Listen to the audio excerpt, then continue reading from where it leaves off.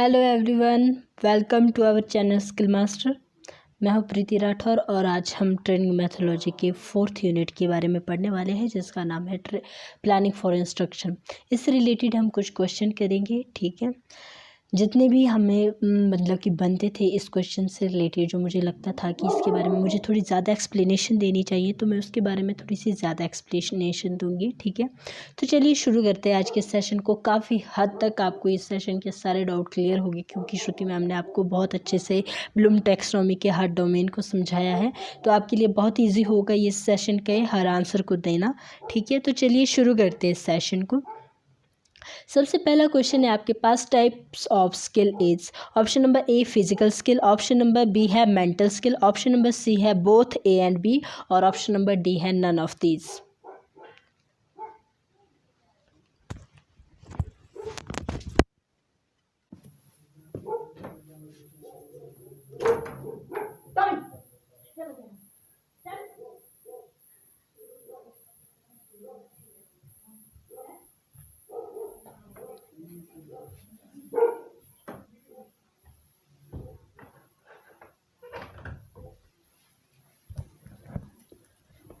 Very good, very good. Option number C आपका right answer हो जाएगा। बोथ ए एंड बी आपकी types of skill है। आपके पास में फिजिकल स्किल भी होती है और मेंटल स्किल भी होती है, जो कि आपके स्किल के टाइप्स है, ठीक है। तो बढ़ते हैं नेक्स्ट क्वेश्चन की तरफ। क्वेश्चन नंबर सेकंड है आपके पास, फिजिकल स्किल से संबंधित है। ऑप्शन नंबर ए है swimming and typing, option number B है इमोशन, ऑप्शन नंबर सी है सेंसेशन, ऑप्शन नंबर डी है नन ऑफ दीज।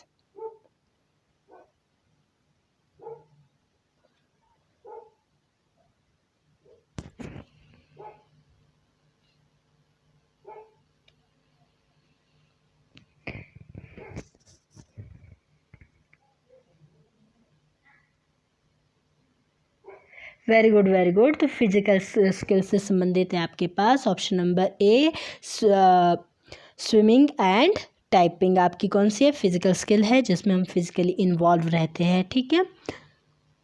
तो आप स्विमिंग के लिए भी फिजिकली इन्वॉल्व रहते हो और टाइपिंग आप अपने हाथों से करते हो, जो कि जुड़े हैं हमारे फिजिकल से, ठीक है। तो बढ़ते हैं नेक्स्ट क्वेश्चन की तरफ। क्वेश्चन नंबर 3 हमारे पास मेंटल स्किल से संबंधित है। ऑप्शन नंबर ए है स्विमिंग, ऑप्शन नंबर बी है टाइपिंग, ऑप्शन नंबर सी है emotion and sensation, option number D है none of these.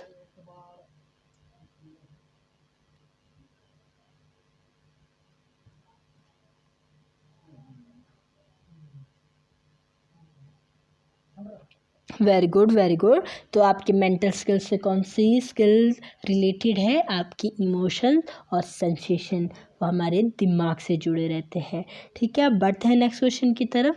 Question number 4 है आपके पास, 6P का सही क्रम क्या है? Option number pace, pause, projection, pave, pronunciation, pitch. Option number B बता रहा है projection, pause, pace, pave, pronunciation, pitch. Option number C बता रहा है pave, pace, pause, projection, pronunciation, pitch, और ऑप्शन नंबर डी बता रहा है आपके पास नन ऑफ दीज।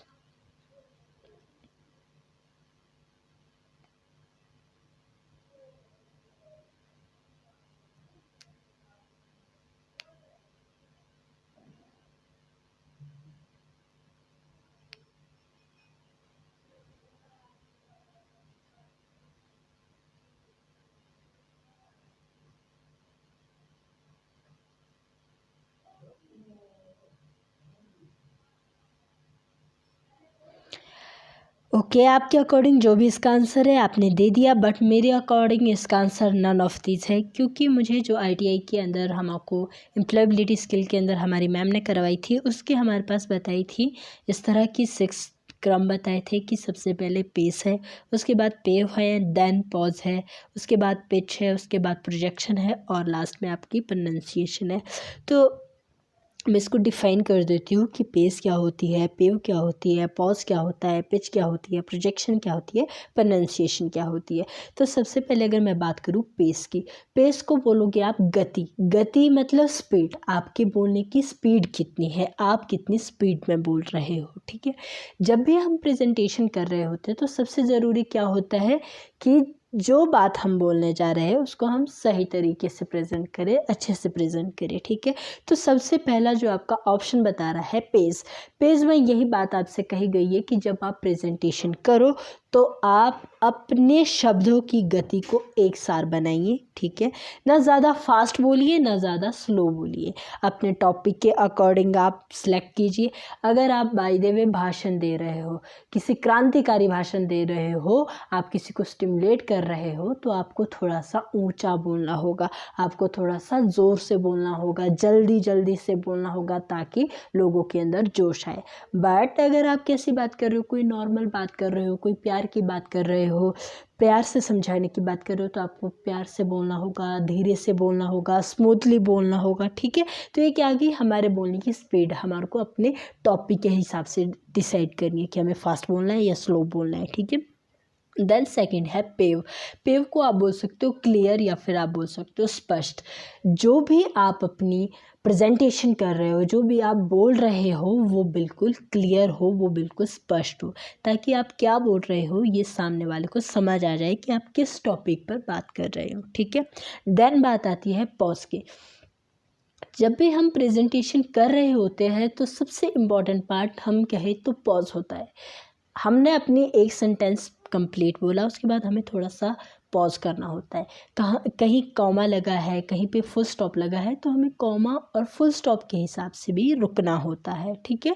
देन आती है पिच की बात। पिच कैसी बात है, कभी कभी हमें थोड़ा ऊंचा बोलना होता है, कभी कभी हमें थोड़ा सा नीचा बोलना होता है। मतलब कि कभी अपने ग्राफ को ऊंचा उठाना होता है, कभी गिरा देना होता है। मतलब इतना ऊंचा भी नहीं उठाना कि अपने रूम से बाहर आवाज़ गूंजने लग जाए विदाउट माइक, और फिर इतना आराम से भी नहीं बोलना है कि सामने वाले जो आपके पास बच्चे बैठे हैं वो भी आपकी बात को ना सुन पाए। तो आपकी अपनी पिच अपने कमरे के हिसाब से डिसाइड करनी है, अपने अकोमोडेशन के हिसाब से डिसाइड करनी है, आपके पास कितने विद्यार्थी बैठे हैं, कितने श्रोतागण बैठे हैं, उनके हिसाब से आपको डिसाइड करनी है। देन है प्रोजेक्शन। प्रोजेक्शन का मतलब होता है लाउडनेस बट विदाउट शाउटिंग। मतलब कि आप जोर से भी बात करें, जो आपके पास इंपॉर्टेंट पॉइंट है उसको आप थोड़ा सा लाउडली बोले बट विदाउट शाउटिंग बोले, उसके अंदर आप कोई शाउटिंग ना करें। देन है प्रोनाउंसिएशन। जब भी हम किसी भी बात को प्रेजेंट कर रहे हैं, किसी भी चीज़ को प्रेजेंट कर रहे हैं अपनी प्रेजेंटेशन के अंदर, तो हमारी प्रोनाउंसिएशन का क्लियर होना बहुत ज़रूरी है। हम हर शब्द को बिल्कुल क्लियर पढ़े, ये ज़रूरी होता है, ठीक है। तो देन एक बार हम रिपीट कर लेते हैं। मैंने कहा कि मेरे अकॉर्डिंग जो मुझे ITI में करवाया गया था एम्प्लॉयबिलिटी स्किल के अंदर, ये 6 स्टेप मुझे इस तरह से बताए गए थे। तो मेरे अकॉर्डिंग यही है, क्योंकि हमें ध्यान रखना होता है सबसे पहले अपने पेव का, देन अपनी सबसे पहले रखना होता है अपने पेस का, उसके बाद रखना होता है पेव का, देन हमें पॉज कब लेना है, किस तरह से रुकना है, ठीक है। देन हमें पिच का ध्यान रखना होता है, प्रोजेक्शन का ध्यान रखना होता है और प्रोनाउंसिएशन का ध्यान रखना होता है, ठीक है।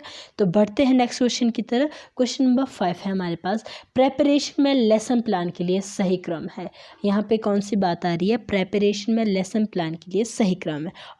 फर्स्ट में आपके पास है ऑब्जेक्टिव, सेकंड में है टाइटल, देन है teaching aid, then review and link, and 5 है आपके पास मोटिवेशन। तो आपने इसको सीक्वेंस में लगाना है। ऑप्शन नंबर ए बता रहा है आपसे 1 2 3 4 5, ऑप्शन नंबर बी बता रहा है 5 4 3 2 1, ऑप्शन नंबर 5 सी बता रहा है आपसे 2 1 3 4 5, और ऑप्शन नंबर डी बता रहा है 2 1 3 5 4।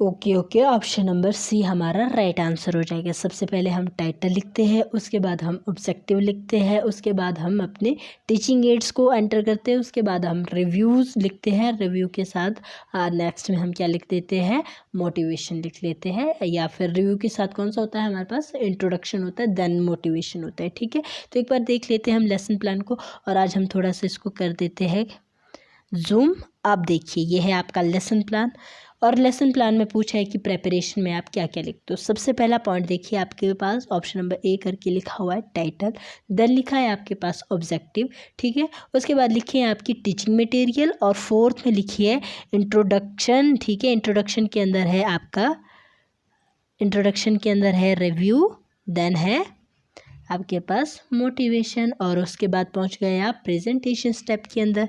तो ये था हमारा लेसन प्लान में प्रेपरेशन स्टेप, ठीक है, का सही क्रम। अब बढ़ते हैं नेक्स्ट क्वेश्चन की तरफ। नेक्स्ट है हमारे पास, आपका डाउट था लेसन, यूनिट और ब्लॉक को लेकर। तो देखिए मैं इसको क्लियर कर देती हूँ, बिल्कुल अच्छी तरह से क्लियर कर देती हूँ कि हमारे पास इसका सही क्रम किस तरह से होगा। अगर मैं कहूँ कि सबसे पहले हम क्या करते हैं, छोटे लेसन को पढ़ते हैं और एक यूनिट को कंप्लीट करते हैं। यूनिट्स के बाद यूनिट कंप्लीट होती जाएगी, यूनिट कंप्लीट होती जाएगी और हमारा ब्लॉक कंप्लीट हो जाएगा। अब बात करते हैं बड़े से छोटी की तरफ चलते हुए, ठीक है। देखिए यहाँ पे है ब्लॉक, इसको भी आप बड़े ध्यान से देखिए। ब्लॉक में क्या मैंने लिखा है, the manual is divided into 14 unit. ये आपकी ट्रेनिंग मैथोलॉजी का स्क्रीनशॉट है, ठीक है, जिसमें आपकी यूनिट वाइज दिए हुए। इसमें देखिए आपके सारे यूनिट दिए हुए, 14 की 14 यूनिट्स आपके पास दी हुई है, ठीक है। तो ये क्या आ गई, सारी यूनिट जब कंबाइंड होके आ गई तो किसके अंदर आ गई, आपके ब्लॉक के अंदर आ गई, ठीक है। ये क्लियर हो गया कि ब्लॉक के अंदर क्या आ जाएगी, आपकी सारी यूनिट्स आ जाएगी। आपकी यूनिट नंबर 1 2 3 4 5 6 7 8 9 10 11 12 13 14, जब 14 की 14 इकट्ठी होगी, आपकी पूरी बुक में जितनी यूनिट है वो एक ब्लॉक के अंदर इकट्ठी होगी, ठीक है। देन अब हम बात करते हैं यूनिट की। अब यूनिट क्या हुई हमारी, देखिए यूनिट जैसे फर्स्ट यूनिट है हमारी rule and responsibility of N instructor. Second unit है हमारी psychology of learning. Third unit है हमारी एनालिसिस ऑफ सिलेबस, ठीक है। फोर्थ है हमारे पास जो आज हम कर रहे हैं, planning for instruction and practical skill, ठीक है। फिफ्थ है हमारे पास रिटन इंस्ट्रक्शन टेक्नोलॉजी करके, और सिक्स्थ है हमारे पास रिटन इंस्ट्रक्शन मटेरियल। इस तरह से हमारे पास पूरी 14 यूनिट है, ठीक है। तो ये क्या हो गई हमारी यूनिट। अब यूनिट के अंदर ये क्या आ रहा है, आपके लेसन आ रहे हैं। देखिए अब ये हम चलते हैं नेक्स्ट स्लाइड पे।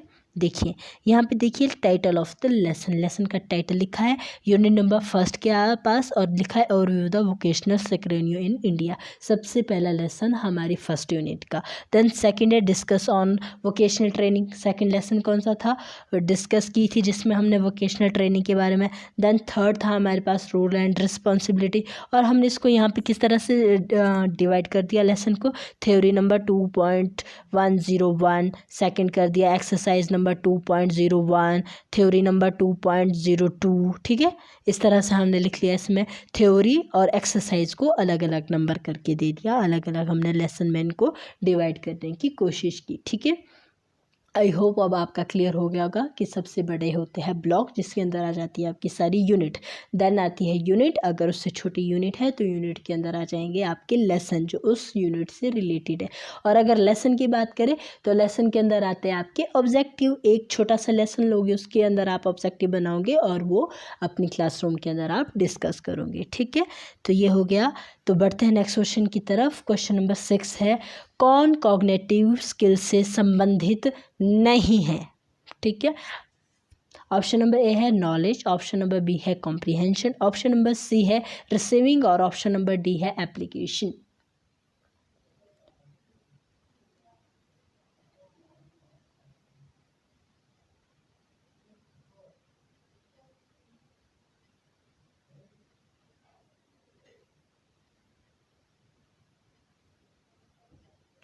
Very good very good very good. Option number C आपका कॉग्निटिव स्किल से संबंधित नहीं है। बाकी नॉलेज, कॉम्प्रिहेंशन और एप्लीकेशन आपकी कॉग्निटिव स्किल के अंदर आती है। देख लीजिए, सबसे पहला स्टेप है आपका नॉलेज, देन है कॉम्प्रिहेंशन, देन है एप्लीकेशन, बट इसमें कहीं भी रिसीविंग नहीं है। बट आपसे क्वेश्चन में क्या पूछा गया था, कौन कॉग्निटिव स्किल से संबंधित है, और ऑप्शन में इन्होंने आंसर दिया नहीं है। अगर आप क्वेश्चन आप ये दे रहे हो कि कौन कॉग्निटिव स्किल से संबंधित है, तो ऑप्शन में आपको देना चाहिए था A, B and A, B and D, ठीक है, बट ऐसा कोई ऑप्शन नहीं है, तो मैंने इसका क्वेश्चन बना दिया कि कौन कॉग्निटिव स्किल से संबंधित नहीं है। तो रिसीविंग आपकी संबंधित नहीं है, बाकी आपकी नॉलेज, कॉम्प्रिहेंशन और एप्लीकेशन कॉग्निटिव स्किल से रिलेटेड है, ठीक है। तो बढ़ते हैं नेक्स्ट की तरफ। अब क्वेश्चन नंबर 7 है आपके पास, इफेक्टिव स्किल से संबंधित नहीं है। आप इसको इफेक्टिव ना समझिए, इसको आप अफेक्टिव समझिए, AFFECTIVE, अफेक्टिव स्किल से संबंधित नहीं है। ऑप्शन नंबर ए है एनालाइज, ऑप्शन नंबर बी है रिस्पॉन्डिंग, ऑप्शन नंबर सी है वैल्यूएटिंग, ऑप्शन नंबर डी है organising.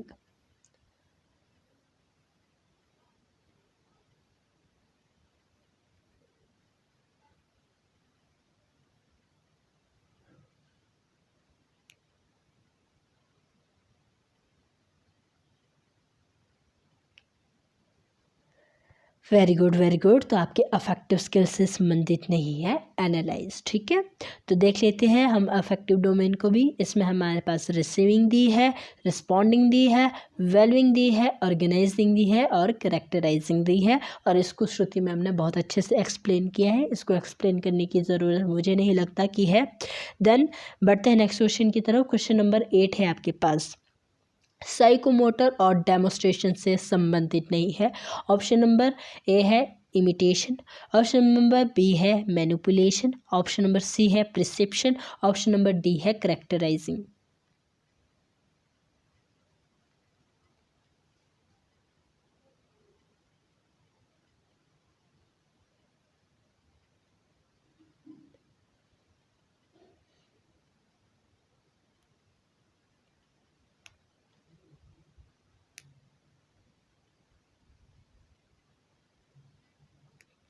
Very good, very good. Option number D आपका साइकोमोटर और डेमोस्ट्रेशन से रिलेटेड नहीं है। देख लीजिए, इसका सबसे पहले आपके पास है इमिटेशन, देन है मैनिपुलेशन, थर्ड है आपके पास प्रिसेशन, फिर है आर्टिकुलेशन, देन है नेचुरलाइजेशन, ठीक है। तो ये थे हमारे पास साइकोमोटर, बट जो हमारी बुक के अंदर दिया हुआ है हमारे पास साइकोमोटर डोमेन, उसके थोड़े से अलग पार्ट है, उसके बारे में थोड़ा सा आगे डिस्कस कर लेंगे। वैसे आपको वो भी रिमेंबर हो गए होंगे, तो इसके चक्कर में आपने ज़्यादा कंफ्यूज नहीं होना, इसको भी आपने समझने की कोशिश करनी है, ठीक है। देन बढ़ते हैं नेक्स्ट की तरफ। क्वेश्चन नंबर 9 है हमारे पास, कॉग्निटिव स्किल का सही क्रम है। आपने सही क्रम बताना है, हिंदी के चक्कर में आप बिल्कुल ना पढ़िए, क्या पता हिंदी के चक्कर में बोल के आप लोग थोड़े से कंफ्यूज हो जाओ, इसलिए मैं ना तो ऑप्शन पढ़ रही हूँ और ना ही ये जो उसके दिए हुए हैं क्रम ना ही वो पढ़ रही हूँ। इसलिए आप मुझे कॉग्निटिव स्किल का जो आपका कॉग्निटिव डोमेन है उसके स्टेप बाय स्टेप करके बता दीजिए।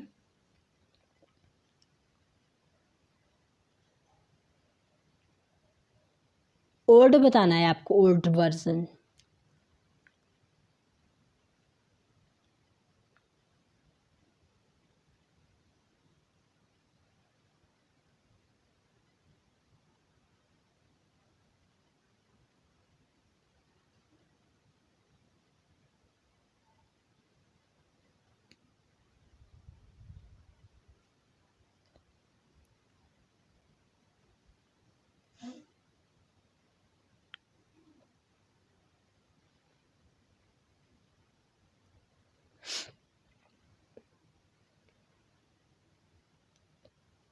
Very good, very good. तो आपका ओल्ड है knowledge, then comprehension, then application, then analyse और इवेल्युएशन। अब आप न्यू वर्जन बताइए 2001 वाला।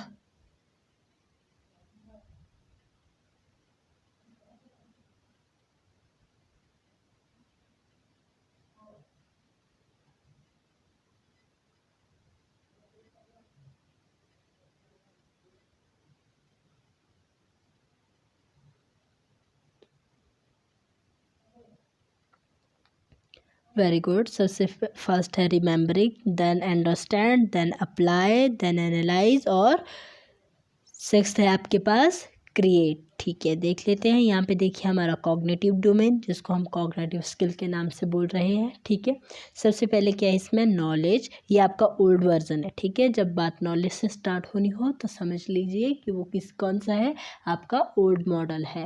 देन अगर बात हो रही हो आपकी रिमेंबर से, तो आपका न्यू मॉडल है। ठीक है, ये ऑप्शन से देख के ही आपको पता लग जाएगा, अगर दिया भी ना हो। ठीक है, तो देन देखिए सबसे पहला है आपके पास नॉलेज, फिर है कॉम्प्रिहेंशन, फिर है एप्लीकेशन, फिर है एनालाइज, फिर है सैनिटाइज और फिर है इवेल्युएशन। ठीक है, तो यहाँ पे देखिए इसके दोनों ओल्ड वर्जन और न्यू वर्जन, साथ ही साथ में इसमें क्या चेंज किया गया था 1956 में जब इसको ब्लूम ने बनाया था, या ब्लूम की कमेटी ने बनाया था, तो उन्होंने बनाया था सबसे पहले नॉलेज, कि हमें नॉलेज होनी चाहिए, फिर कॉम्प्रिहेंशन करना आना चाहिए। ठीक है, फिर हमें एप्लीकेशन करनी चाहिए, फिर एनालाइज करनी चाहिए, फिर सैनिटाइज करना चाहिए और उसके बाद इवेल्युएशन करना चाहिए। बट उनके स्टूडेंट ने फिर ब्लूम चाहते थे कि उनके स्टूडेंट उसको क्या करे, और ज़्यादा मॉडिफाई करे उसको, और ज़्यादा क्लियर करे, अपडेट करे। ठीक है, तो उन्होंने क्या किया, नाउन को उन्होंने वर्ब में कन्वर्ट कर दिया। ठीक है, उन्होंने नॉलेज के बजाय रिमेंबर रख दिया। ठीक है, देन रिमेंबर के बाद अंडरस्टैंड रख लिया, फिर एप्लीकेशन को उन्होंने अप्लाई में कर दिया, एनालाइज को उन्होंने एनालाइज कर दिया। ठीक है, सैनिटाइज को उन्होंने इवेलुएट कर दिया, और इवेल्युएशन को उन्होंने क्रिएट कर दिया। बट साथ ही साथ उन्होंने क्या किया, जो ब्लूम ने लिखा था इवेल्युएशन टॉप में, उसको उन्होंने सेकंड में ला दिया, सेकंड लास्ट ला दिया, और सैनिटाइज को चेंज कर दिया किसमें, सैनिटाइज को ऊपर लेके गए, और उसको कहा कि मतलब कि कहा तो यही कि वो क्रिएट है। ठीक है, मतलब कि उसको वर्ब में उन्होंने चेंज किया। ठीक है, ज़्यादा कंफ्यूज नहीं होना है, आपने जिस तरह से इसको समझ लिया है आप उसी तरह से समझिए। वैसे इसमें याद रखने वाली कौन सी है, कि जो 1956 में ब्लूम ने बनाया था, उसमें सबसे पहले नॉलेज है, फिर कॉम्प्रिहेंशन है, फिर एप्लीकेशन है, फिर एनालाइज है, फिर सैनिटाइज है, और फिर इवेल्युएशन है। और जो उनके स्टूडेंट ने जिस उसको अपडेट किया, ठीक है, 2001 के अंदर, तो उसमें उन्होंने नाउन से वर्ब में उसको कन्वर्ट कर दिया। ठीक है, उन्होंने फिर लिखा remembering, then understand, then apply, then analyse, then evaluate और देन क्रिएट। ठीक है, तो बढ़ते हैं नेक्स्ट क्वेश्चन की तरफ। अब देखिए ये है आपका न्यू वर्जन, कि क्या है, पहले रिमेंबर कीजिए, अंडरस्टैंड कीजिए, अप्लाई कीजिए, एनालाइज कीजिए, एवेलुएट कीजिए और क्रिएट कीजिए। इससे क्या होगी, ज़्यादा इफेक्टिव हमारी टीचिंग बनेगी। तो बढ़ते हैं नेक्स्ट क्वेश्चन की तरफ। क्वेश्चन नंबर 10 है हमारे पास, इफेक्टिव स्किल का, अफेक्टिव स्किल का। ठीक है, अफेक्टिव स्किल का क्रम बताना है आपको, बाकी ये क्वेश्चन आप छोड़ दीजिए, इसका क्रम भी आप छोड़ दीजिए। अब तक के लिए आपको वो बिल्कुल अच्छे से याद हो गया होगा।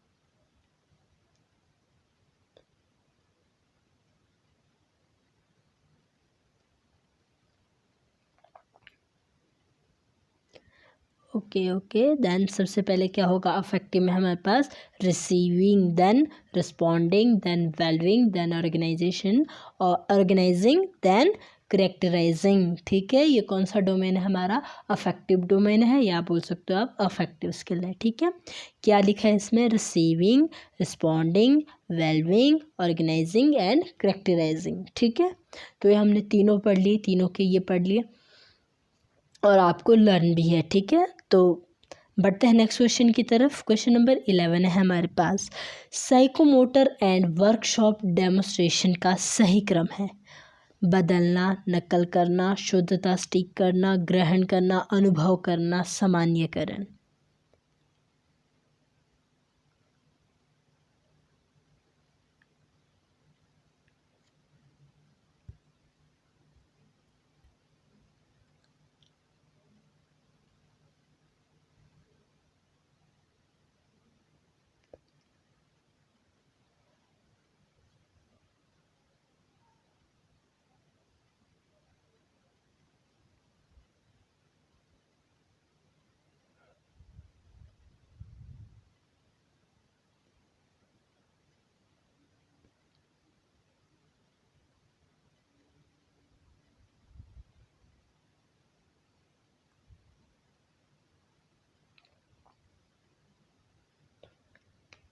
Very good very good. देखिए सबसे पहले imitation, then manipulation, then perception, then articulation, then naturalisation. ठीक है, और हमारी बुक में किस तरह का दिया है इसका मॉडल? सबसे पहले प्रिसेप्शन और सेट एक ही जगह पे कंबाइंड किए हुए। ठीक है, देन है गाइडेंस रिस्पॉन्स, देन है मैकेनिज्म, देन है कॉम्प्लेक्स ओवर रिस्पॉन्स, देन है अडेप्शन, देन है ऑर्गेनाइजेशन। ठीक है, तो इसको भी मैम ने आपको सही से समझा दिया है, ये भी आपको अच्छे से लर्न होगा। तो बढ़ते हैं नेक्स्ट क्वेश्चन की तरफ। देखिए अब हम यहाँ पे जो बात कर रहे हैं ये थोड़ा सा ज़्यादा कंफ्यूजिंग है। अगर आपको समझ भी नहीं आता है तो मैं आपको जब पीपीटी दे दूँ तो आप कोशिश करना कि आप उसी वक्त थोड़ा सा रिवाइज़ कर लेना, क्योंकि मैंने इसमें आज आंसर की नहीं लगाई है, क्योंकि इसमें मुझे बहुत से क्वेश्चन लग रहे थे कि उसमें गलत आंसर है, और ना ही कोई इसको इजीली समझ सकता है जब तक कि वो रिसर्च ना कर ले या कुछ वो जान ना ले। तो जो क्लासेस लगा रहे हैं उनके लिए काफ़ी इम्पॉर्टेंट है ये पीपीटी, और बाकियों के लिए इसका कोई मतलब ही नहीं है। ठीक है, देन देखिए हमारे पास जो आपकी ब्लूम की जो टैक्सोनॉमी थी, ठीक है, उसके अकॉर्डिंग इसको क्वेश्चन है, तो हमने सिर्फ वही उठाया है, उसी की टैक्सोनॉमी है। देखिए क्योंकि इसमें बात किसकी आ रही है? नॉलेज की, कॉम्प्रिहेंशन की, एप्लीकेशन की, एनालाइज की, सैनिटाइज की और इवेल्युएशन की। तो नॉलेज के एक्टिव वर्ब कौन कौन से देख लीजिए। Define, repeat, record, list, recall, name, relate, underline. और कॉम्प्रिहेंशन के कौन कौन से हैं? Translate, restate, discuss, describe, recognise, explain, express, identify, locate, report, review and tell. Then application के कौन कौन से हैं?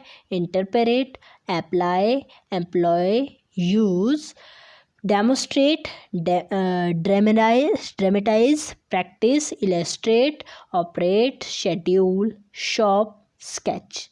और एनालाइज के कौन कौन से एक्टिव वर्ब हैं? डिसाइडिंगनेस, analyse, differentiate, appreciate, calculate, experiment, test, compare, contrast, criticise, diagram, inspect, debate, inventory, question, relevant, relate, solve, examine और कैटेगराइज। और सैनिटाइज के कौन कौन से एक्टिव वर्ब है जो हम यूज़ कर सकते हैं? Compose, plan, purpose, design, formulate, arrange, assemble, collect, construct, create, setup, organise, manage और प्रिपेयर। ठीक है, और इवैल्यूएशन क्या है? जज, appropriate, evaluate, rate, compare, value, revise, score, select, choice, assess, estimate और मेज़र। अगर आपको यहाँ पे दिखाई नहीं दिए तो मैंने एक एक को लिख रखा है, तो देखते हैं हम उसको भी एक बार पढ़ लेते हैं, क्योंकि इससे आगे हमारे काफ़ी क्वेश्चन आएंगे तो आप आंसर देने के काबिल हो जाओ। तो चलिए फिर से हम पढ़ते हैं, आप भी पढ़िए मेरे साथ। नॉलेज है हमारे पास, नॉलेज के एक्टिव वर्ब कौन कौन से हैं? Define, repeat, record, list, recall, name, relate, underline. ठीक है, कौन कौन से एक बार फिर पढ़ लेते हैं। Define, repeat, record, list, recall, name, relate, underline. ठीक है, बढ़ते हैं आप कॉम्प्रिहेंशन की तरफ। कॉम्प्रिहेंशन के एक्टिव वर्ब कौन कौन से हैं और कौन कौन से हम यूज़ कर सकते हैं? तो देखिए translate, restate, discuss, describe, recognise, explain, express, identify, locate, review, tell. आप इसको लिख भी सकते हो जब तक के लिए आपको पीपीटी नहीं मिल जाती है। ठीक है, तो एक बार फिर से रिवाइज कर लेते हैं। कौन से है? Translate, restate, discuss, describe, recognise, explain, express, identify, locate, review, tell.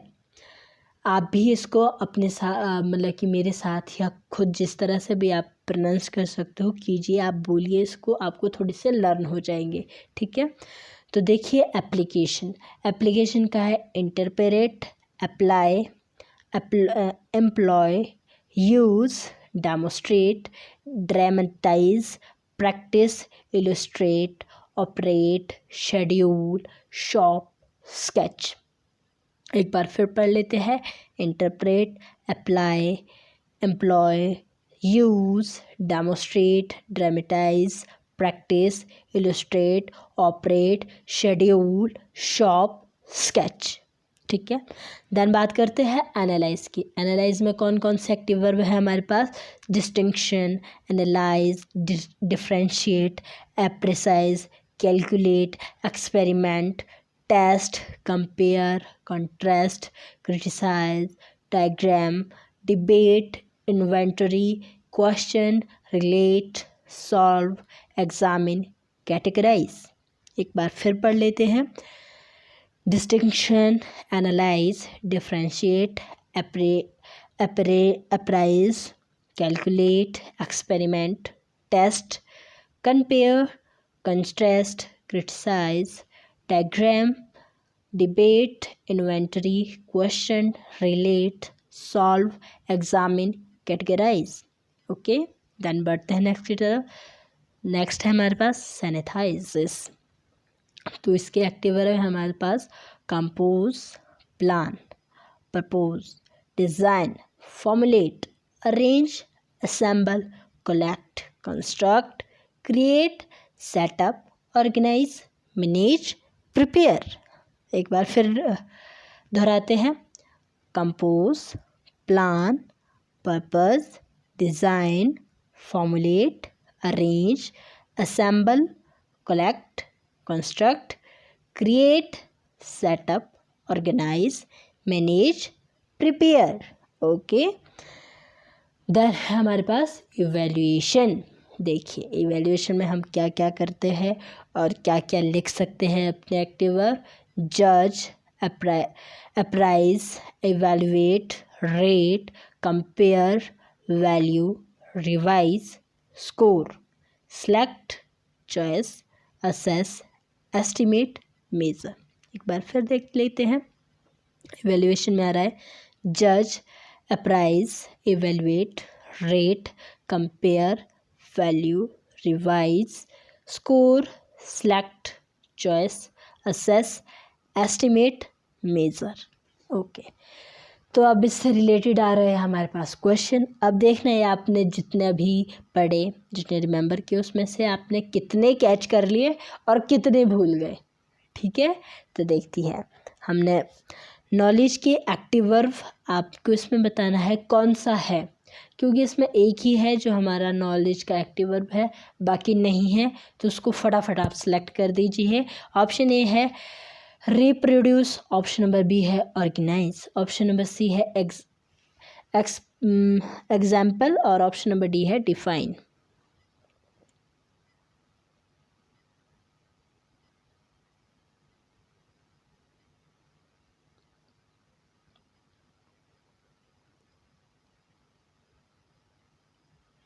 Very good, very good.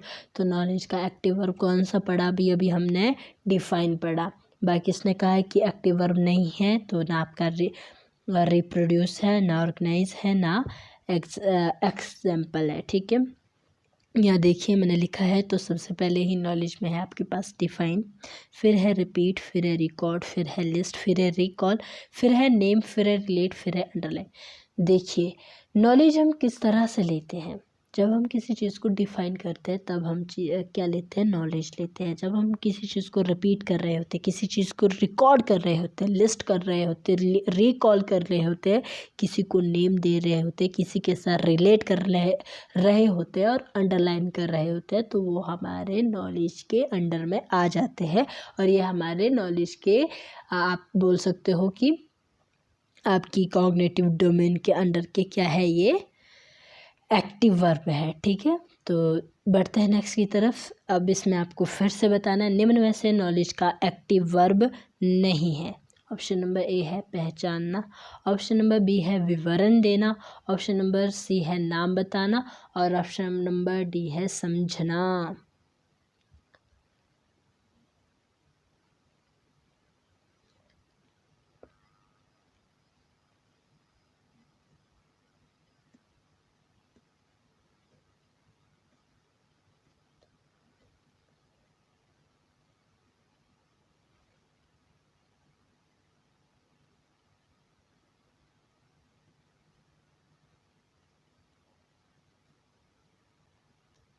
Very good very good. Option number D समझना। समझना किससे रिलेट है? हमारा अंडरस्टैंड से रिलेट है। ठीक है, तो पहचानना या किसी चीज़ का विवरण देना, किसी चीज़ का नाम बताना, किसके अंदर आ रहा है? हमारे नॉलेज के अंदर आ रहा है। नॉलेज के एक्टिव वर्ब है। ठीक है, तो क्वेश्चन नंबर 14 है आपके पास कि कॉम्प्रिहेंशन का एक्टिव वर्ब है। ठीक है, एक्टिव वर्ब नहीं है। ऑप्शन नंबर ए है give example, option number B है कंबाइन, ऑप्शन नंबर सी है नरेट, ऑप्शन नंबर डी है जनरलाइज।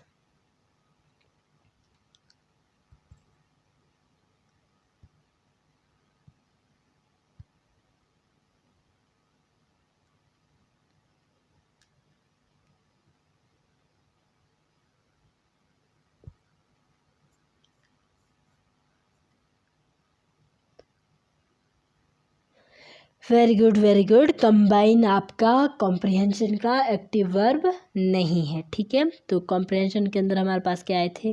ट्रांसलेट आया था, रिस्टेट आया था, डिस्कस आया था, डिस्क्राइब आया था, रिकॉग्नाइज आया था, एक्सप्लेन आया था, एक्सप्रेस आया था, आइडेंटिफाई हम कर रहे हैं। ठीक है, लोकेट कर रहे हैं, रिव्यू कर रहे हैं और कह रहे हैं, टेल कर रहे हैं। ठीक है, तो ये था हमारा कॉम्प्रिहेंशन। अभी इससे रिलेटेड एक और है आपके पास, निम्न में से कॉम्प्रिहेंशन का एक्टिव वर्ब नहीं है। इसमें फिर से बताना है आपको।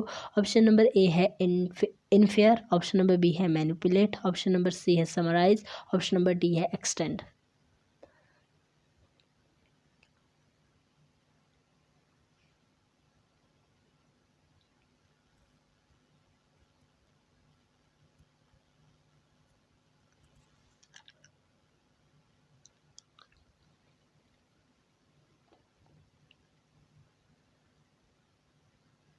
Okay, option number B manipulate आपका एक्टिव वर्ब नहीं है। ओके, तो यहाँ पे फिर से देख लीजिए क्वेश्चन नंबर 16, कॉम्प्रिहेंशन का एक्टिव वर्ब है। ऑप्शन नंबर ए है एस्टिमेट, ऑप्शन नंबर बी है मैच, ऑप्शन नंबर सी है मॉडिफाई, ऑप्शन नंबर डी है प्रोसीज।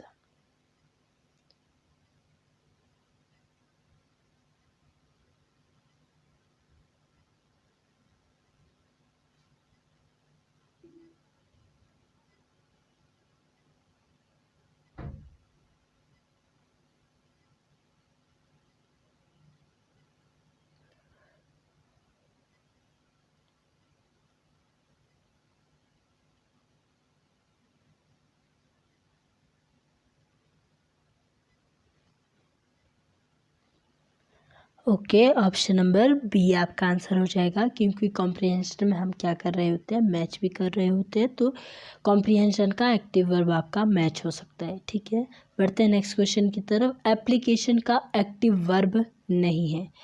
एप्लीकेशन की बात हो रही है। ठीक है, ऑप्शन नंबर ए है डेमोस्ट्रेट, ऑप्शन नंबर बी है डिस्कवर, ऑप्शन नंबर सी है इंडिकेट, ऑप्शन नंबर डी है operate.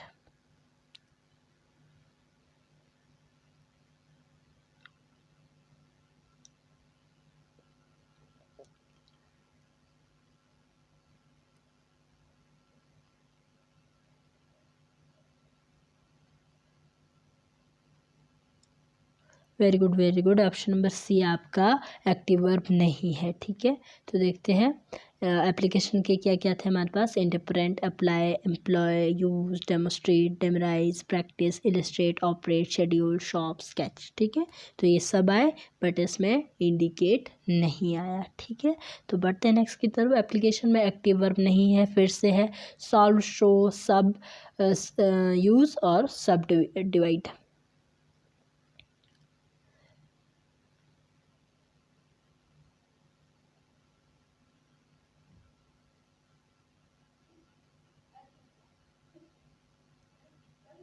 Very good very good. Option number D आपका नहीं है। ठीक है, सॉल्व भी करते हो, शो भी करते हो, यूज़ भी करते हो, सब डिवाइड भी करते हो आप, है ना। तो चलते हैं नेक्स्ट की तरफ। एनालाइज का एक्टिव वर्ब नहीं है। एनालाइज का एक्टिव वर्ब क्या नहीं है? प्रिंट आउट या इंडिकेट या डिसमेटल या फिर डिज़ाइन।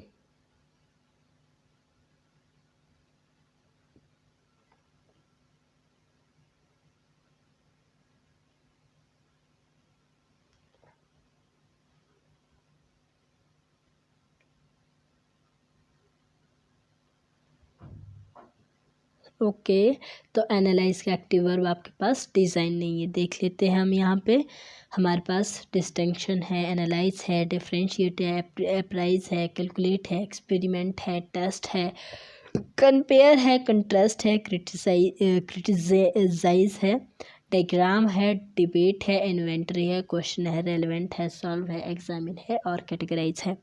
ठीक है, तो बढ़ते हैं क्वेश्चन नंबर 20 की तरफ। सिंथेसिस का एक्टिव वर्ब नहीं है। ऑप्शन नंबर ए है कंपेयर, ऑप्शन नंबर बी है कंपाइल, ऑप्शन नंबर सी है कंपोज, ऑप्शन नंबर डी है रिवाइज। सिंथाइज की बात हो रही है।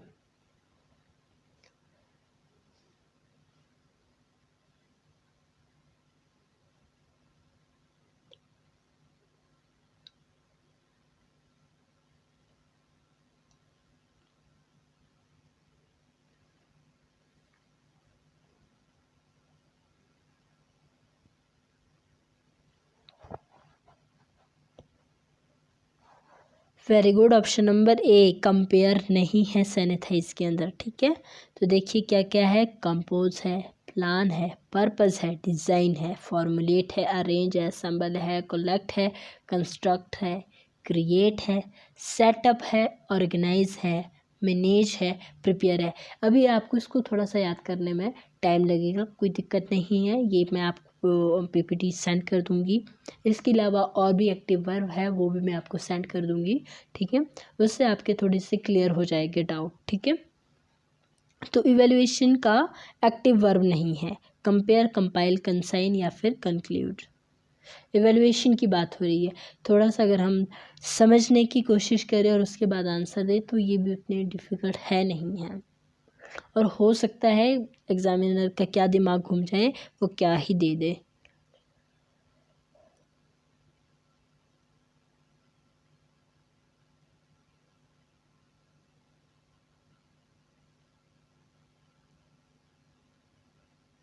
ऑप्शन नंबर सी नहीं है, कंसाइज नहीं है। ठीक है, तो इवैल्यूएशन में क्या क्या थे हमारे पास, जज था, अप्रेसाइज था, इवैल्यूएट था, रेट था, कंपेयर थी, वैल्यू था, रिवाइज था, स्कोर था। ठीक है, सिलेक्ट किया, चूज़ किया हमने, असेस किया, एस्टिमेट किया और मेजर किया इवैल्यूएशन के अंदर, और ये हमारी क्या है, एक्टिव वर्ब है। ठीक है, देन निम्न में से इवैल्यूएशन का एक्टिव वर्ब नहीं है। ऑप्शन नंबर ए है कंट्रैक्ट, ऑप्शन नंबर बी है सजेस्ट, ऑप्शन नंबर सी है अप्रिशिएट, ऑप्शन नंबर डी है प्लान एंड टेल। ये जितने भी आपके एक्टिव वर्ब हैं ये इससे जुड़े हुए हैं। अगर आप इनके मीनिंग समझ गए हो तो ये इसी से ही रिलेट है। ठीक है,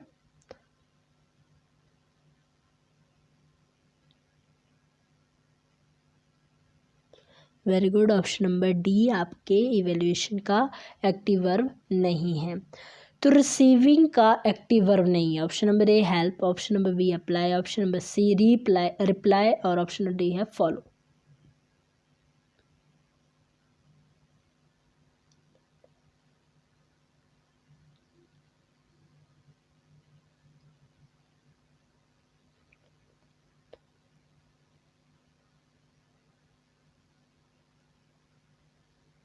ओके, तो रिसीविंग का एक्टिव वर्ब नहीं है आपके पास हेल्प।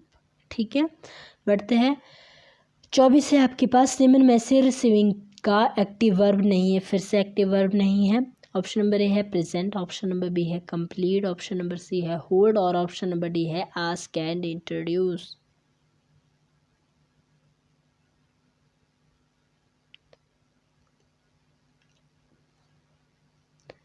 तो रिसीविंग आप कैसे करते हो, प्रेजेंट भी करे, कोई प्रेजेंट कर रहा होगा। ठीक है, कोई फिर वो किसी तरह से कंप्लीट हो रही है आपकी रिसीविंग। ठीक है, आस्क और इंट्रोड्यूस हो रहा है बट होल्ड नहीं है उसके अंदर। ठीक है, अगर होल्ड हो गया तो रिसीविंग कंप्लीट नहीं हुई। ठीक है, देन बढ़ते हैं रिस्पॉन्डिंग का एक्टिव वर्ब नहीं है। देखिए रिस्पॉन्डिंग की बात हो रही है, answer verb, discuss, confirm, join.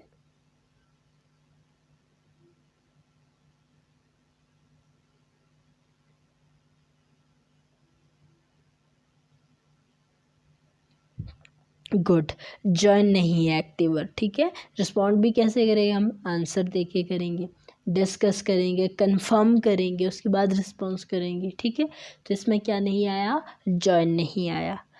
तो बढ़ते हैं नेक्स्ट क्वेश्चन की तरफ। अब आ गए फिर से इजी से क्वेश्चन। इमोशन दक्षता के लिए किस टाइप के अंतर्गत आता है। आपको बताना है जो आपकी इमोशंस है वो कौन सी स्किल के अंदर आता है, आपकी फिजिकल स्किल के अंदर, या आपके मेंटल स्किल के अंदर, या फिजिकल और मेंटल दोनों के अंदर, या किसी में भी नहीं।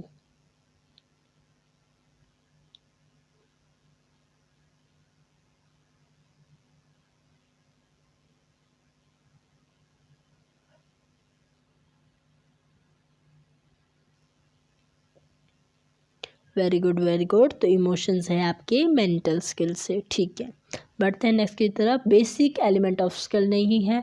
ऑप्शन नंबर ए है speed, option number B accuracy, option number C efficiency, option number D workmanship.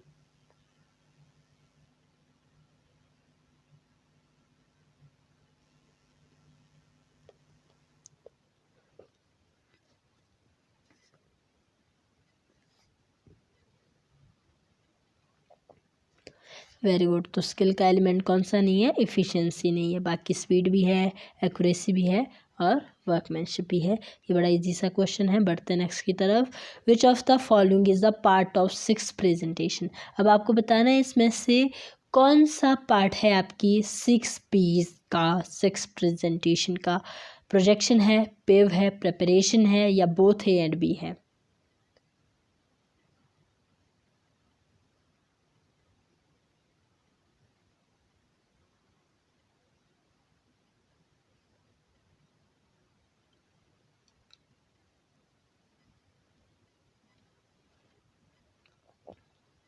Very good very good. Option number D both A and B, क्योंकि प्रोजेक्शन और पेव हमारे 6P के पार्ट थे, ठीक है। Preparation नहीं थी, प्रेपरेशन हम पहले कर लेते हैं, प्रेजेंटेशन के दौरान नहीं करते हैं, ठीक है। तो बढ़ते हैं नेक्स्ट की तरफ। क्वेश्चन नंबर 29 है टाइटल शुड बी। देखिए टाइटल के बारे में कहा गया है कि टाइटल कैसा होना चाहिए। पाठ के मुख्य बिंदु को दर्शाता है, वास्तविक विषय वस्तु को सूचित करता है, आज पढ़ाने वाले पाठ के अनुसार शीर्षक का चुनाव हो। ऑप्शन नंबर डी है ऑल ऑफ दीज।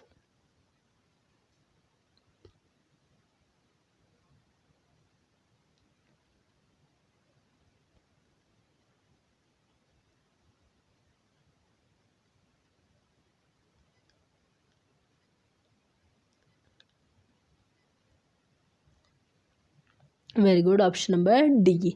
टाइटल में हमारे मेन पॉइंट भी होते हैं, ठीक है। जो हमारा रियल टॉपिक है उसके बारे में हमारे पास इम्पोर्टेंट पॉइंट भी होते हैं, और जो आज हम पढ़ाने वाले हैं उसका हेड टॉपिक या हेडिंग भी हमने दी हुई होती है। तो ये title should be all of these. Then question number 30 है motivation is brainstorming. Option number B, offering opportunity to relate the topic with surrounding. Option number C, advocate our one experience. Option number D है all.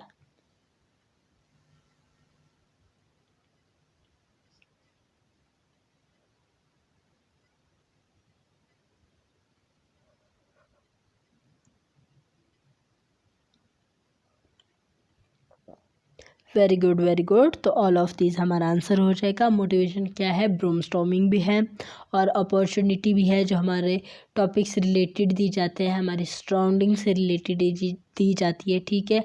Advocate होती है हमारे experience से related, ठीक है। तो बढ़ते हैं नेक्स्ट की तरफ। क्वेश्चन नंबर 31 है प्रेजेंटेशन का क्रम होना चाहिए। अब प्रेजेंटेशन की बात हो रही है, ठीक है। फर्स्ट में बता रहा है description and discussion, then explanation and illustration, then question and query. तो आपको प्रेजेंटेशन किस तरह से करनी चाहिए, आप उसका सही सीक्वेंस लगाइए। ऑप्शन नंबर ए बता रहा है 1 3 2, ऑप्शन नंबर बी बता रहा है 2 1 3, ऑप्शन नंबर सी बता रहा है 1 2 3।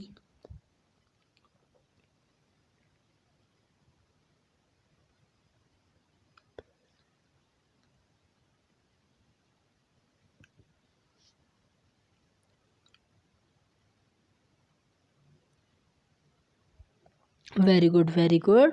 तो ऑप्शन नंबर कौन सा हो जाएगा हमारा, ऑप्शन नंबर सी 1 2 3। हम अपनी जो प्रेजेंटेशन है वो क्या करते हैं, पहले डिस्क्राइब करते हैं और डिस्कशन कर रहे होते हैं, ठीक है। देन हम एक्सप्लेनेशन देते हैं, जो चीज़ हम प्रेजेंट कर रहे हैं उसकी एक्सप्लेनेशन देते हैं। देन और साथ में क्या करते हैं, अपना जो इलिस्ट्रेशन होता है, हमने जो टीचिंग मटेरियल बनाया होता है, ठीक है, या आप बोल सकते हो टीचिंग एड्स जो हमने बनाई होती हैं उसको हम शो करते हैं। इलिस्ट्रेशन का मतलब होता है चित्रण, ठीक है। देन क्वेश्चन एंड क्वायरी करते हैं, क्वेश्चन पूछते हैं, इंक्वायरी की जाती है कि किसको कितना आ गया एप्लीकेशन स्टेप में आकर, ठीक है।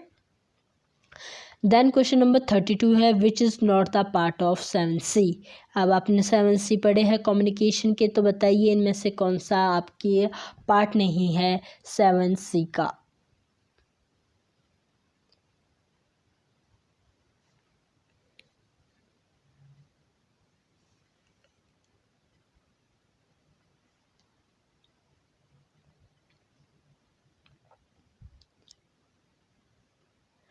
Very good.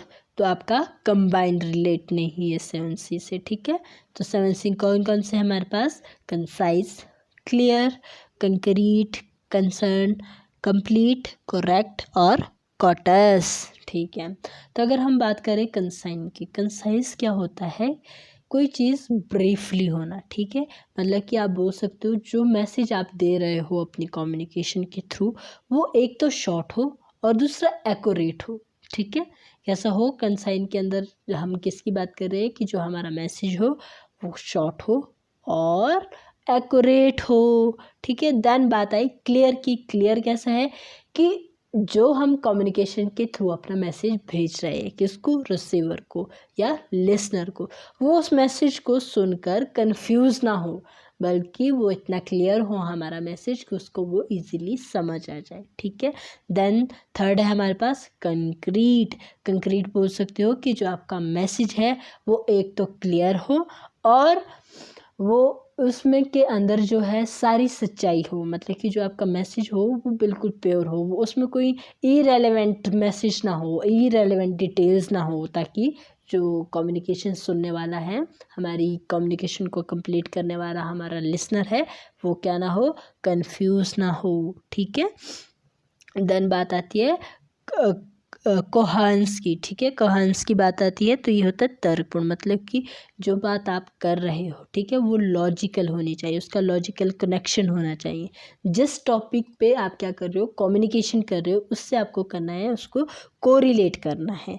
देन कंप्लीट, जो भी आप अपनी कम्युनिकेशन कर रहे हो वो बिल्कुल कंप्लीट होनी चाहिए, उसके अंदर कंप्लीट इन्फॉर्मेशन होनी चाहिए, आधा अधूरा मैसेज आप ना भेजिए, ठीक है।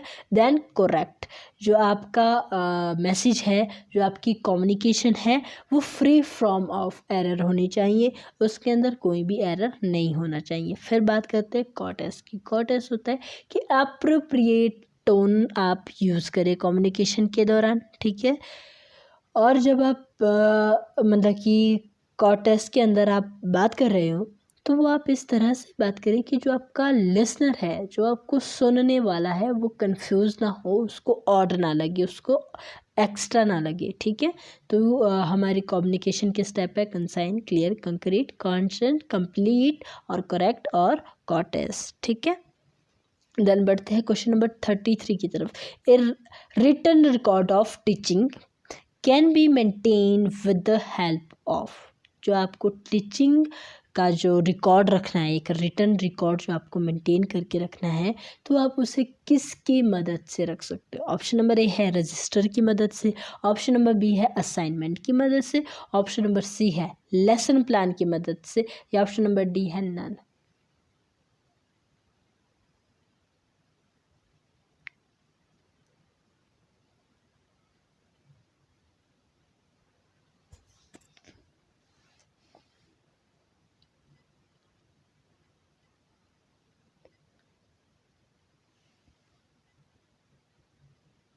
Very good, very good, very good. तो जब हमने टीचिंग का रिकॉर्ड लिखित रूप में अपने पास रखना है, मेंटेन करके रखना है, तो किसकी हेल्प से रख सकते हैं हम? लेसन प्लान की हेल्प से रख सकते हैं, क्योंकि लेसन प्लान एक तो हमारा टीचिंग मटेरियल है, ठीक है, और हमने किसका रिकॉर्ड रखना है? टीचिंग का रिकॉर्ड रखना है। और वो अच्छे से मेंटेन करके कैसे रहता है? क्योंकि हमने लेसन प्लान के अंदर डेट दी होती है जिस दिन हम अपने लेसन प्लान को क्लासरूम के अंदर प्रेजेंट कर रहे होते हैं उस दिन की। तो हमारे को किस रिटर्न रिकॉर्ड किस में मिल जाएगा? अपने लेसन प्लान के अंदर मिल जाएगा। ठीक है, ये इजी था। बढ़ते हैं नेक्स्ट की तरफ। क्वेश्चन नंबर 34 है, at the time of demonstration which skill use? Demonstration के टाइम कौन सी स्किल यूज करनी चाहिए? Option number A affective skill, option number B है cognitive skill, option number C है साइकोमोटर स्किल, या ऑप्शन नंबर डी है नन ऑफ दीज।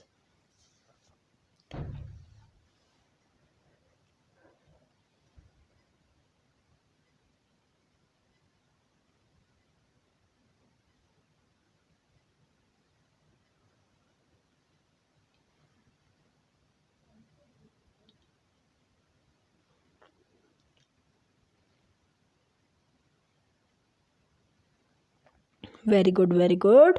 तो कौन सी स्किल का हम यूज़ करते हैं? साइकोमोटर स्किल का यूज़ करते हैं। ठीक है, एक ही टाइम में अच्छे से जब डेमोस्ट्रेट करना हो तो हम साइकोमोटर स्किल का यूज़ करते हैं। अच्छा, मैं थोड़ा सा इसको एक्सप्लेन कर देती हूँ। यह है आपके प्रमोद सर की शॉर्ट ट्रिक कैप करके। कॉग्निटिव स्किल जो हमारे दिमाग से जुड़ी है, हेड से जुड़ी है। फिर है अफेक्टिव हमारे दिल से जुड़ी है, ठीक है। और फिर है साइकोमोटर हमारे हैंड से जुड़ी है, ठीक है। ये 3 स्किल है। अब बात करते हैं हम अफेक्टिव और इफेक्टिव की। इफेक्टिव कौन सा होता है? प्रभावात्मक, ऐसी स्किल जिससे प्रभाव पड़े हम पर। और अफेक्टिव क्या हुई? भावनात्मक। अफेक्टिव की बात कर रही हूँ, वो कौन सी? भावनात्मक, जो हमारे इमोशन से जुड़ी है, हमारे वो भी मेंटल से जुड़ी है। अफेक्टिव और इफेक्टिव दोनों आपकी किससे जुड़ी है? मेंटल से जुड़ी है, इमोशन से जुड़ी है, ठीक है। देन बढ़ते हैं नेक्स्ट की तरफ। क्वेश्चन नंबर 35 है, phase of skill learning are. अब आपको बताना है स्किल लर्निंग की फेज कौन से। ऑप्शन नंबर ए है fixation phase, option number B है autonomous phase, option number C है नन ऑफ दिस, और ऑप्शन नंबर डी है बोथ ए एंड बी।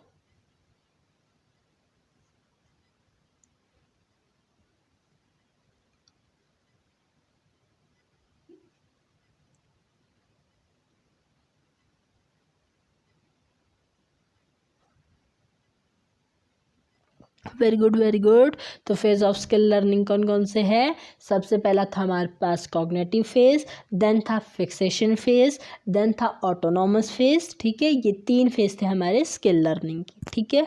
तो ऑप्शन में दिया है हमारे पास ऑप्शन नंबर डी, जिसमें दिया है फिक्सेशन फेज और ऑटोनॉमस फेज। जो कॉग्निटिव फेज था उसमें हमारी टीचर मदद कर रहा था, और जो फिक्सेशन फेज होता है उसमें क्या कर रहे होते हैं? हम प्रैक्टिस कर रहे होते हैं और अपनी गलतियों को कम कर रहे होते हैं। देन होता है हमारा autonomous phase.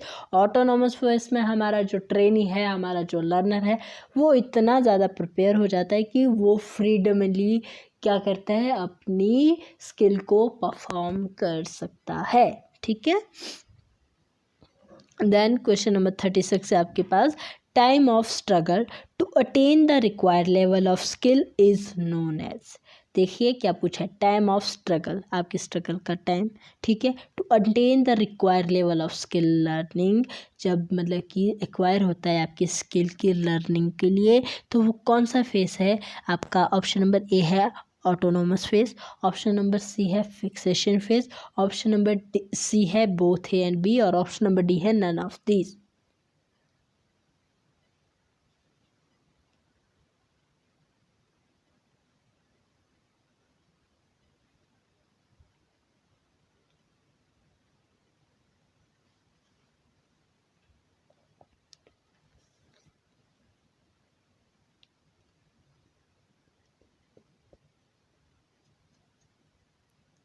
Very good, very good.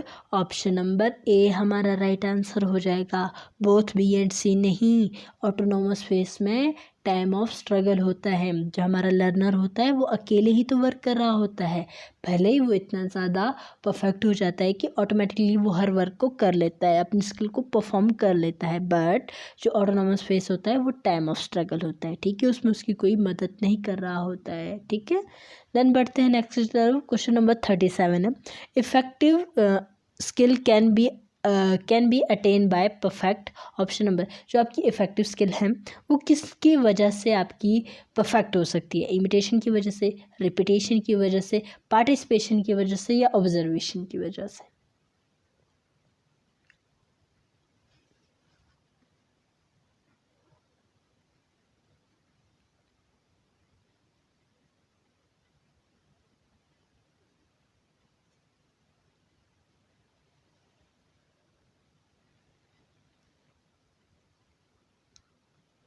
Very good, very good. Repetition की वजह से परफेक्टनेस हमारे अंदर आ सकती है, ठीक है। Effective skill can be attain bye, बनाए रख सकते हैं हम, परफेक्ट कर सकते हैं हम रिपीटेशन के द्वारा, ठीक है।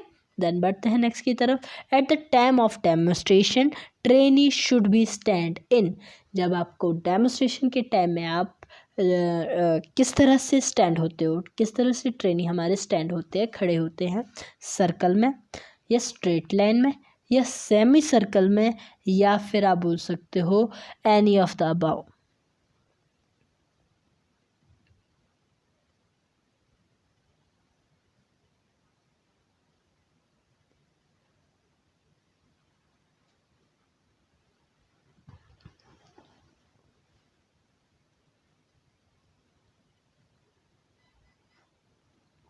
वेरी गुड, तो सेमी सर्कल में स्टैंड होते हैं। वेरी गुड, ये सभी को पता है। देन बढ़ते हैं नेक्स्ट की तरफ। क्वेश्चन नंबर 39 है, if one more than one method to perform the skill then use it. अगर आप एक टाइम में एक ही स्किल को परफॉर्म कर रहे हो तो कौन से मेथड का आप यूज़ करोगे? Option number A, one method only at a time, एक ही मेथड का यूज़ करोगे एक समय में। Option number B, explain all method clearly, जितने भी मेथड है उस स्किल को परफॉर्म करने के, उसको उन सबको आप एक्सप्लेन करोगे, क्लियरली एक्सप्लेन करोगे। ऑप्शन नंबर सी है, at least two method should be explain, या फिर आप कम से कम दो मेथड को एक्सप्लेन करोगे, या ऑप्शन नंबर डी है, ऑल आर करेक्ट। ये सभी सही है और प्रयुक्त सभी सही है।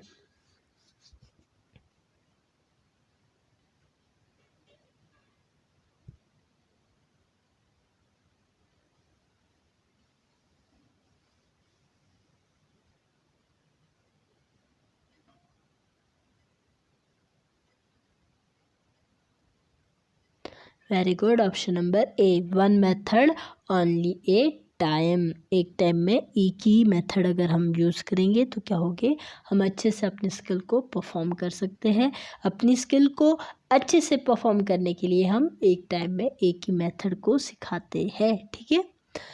तो क्वेश्चन नंबर 40 है आपके पास, ये आप कर चुके हो। सीक्वेंस ऑफ डेमोस्ट्रेशन इज, ना मैं ऑप्शन बताऊंगी ना सीक्वेंस बताऊंगी, आप लिख के मुझे बता दीजिए।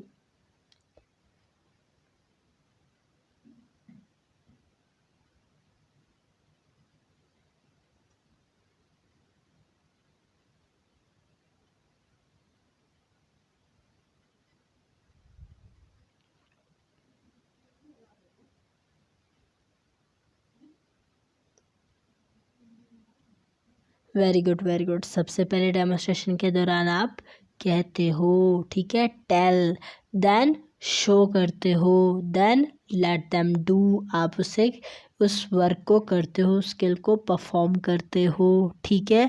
देन आप करेक्ट करते हो, ठीक है, जो गलतियाँ हुई हो उसे करेक्ट करते हो। उसके बाद अपनी ट्रेनिंग को क्या करते हो, गाइड करते हो, और लास्ट में इवेलुएट करते हो, ठीक है। ये हमने कर लिया था। तो क्वेश्चन नंबर 41 है, information sheet prepared by instructor and use by. जो इन्फॉर्मेशन शीट है वो इंस्ट्रक्टर प्रिपेयर करता है, पर उसका यूज़ कौन करता है? इंस्ट्रक्टर ही करता है, या ट्रेनी करता है, या इंस्ट्रक्टर और ट्रेनी दोनों करते हैं, या none of this?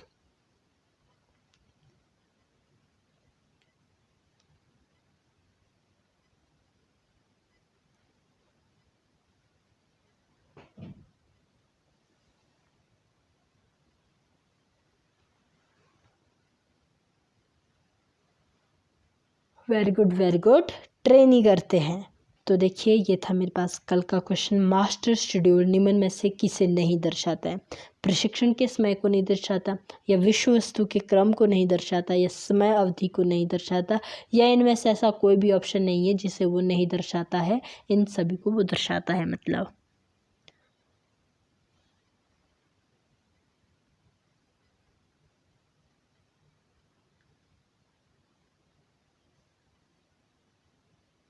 Very good, all of ये ऑप्शन नंबर डी आपका आंसर हो जाएगा, इनमें से कोई नहीं। तो मास्टर शेड्यूल होता क्या है? सबसे पहले ये जान लीजिए।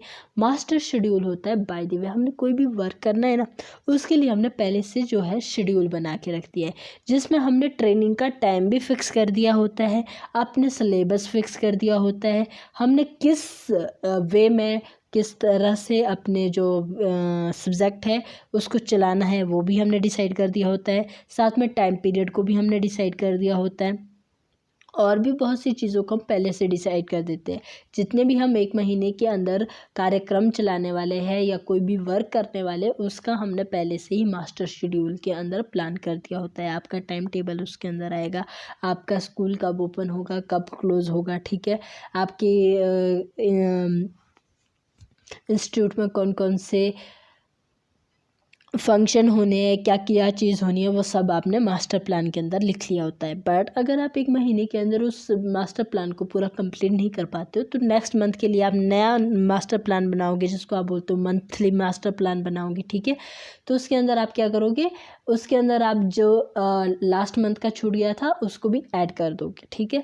मास्टर प्लान आपका पूरी साल का बनता है, देन उसके बाद आप पर मंथ बनाते रहते हो, मंथली मास्टर प्लान भी बनाते रहते हो। तो ये था master plan schedule, master schedule, जिसको हम मतलब कि जिसमें हर चीज़ हमारी दी होती है कि इंस्टीट्यूट के अंदर क्या चीज़ कब कब और किस तरह से घटित होगी, ठीक है।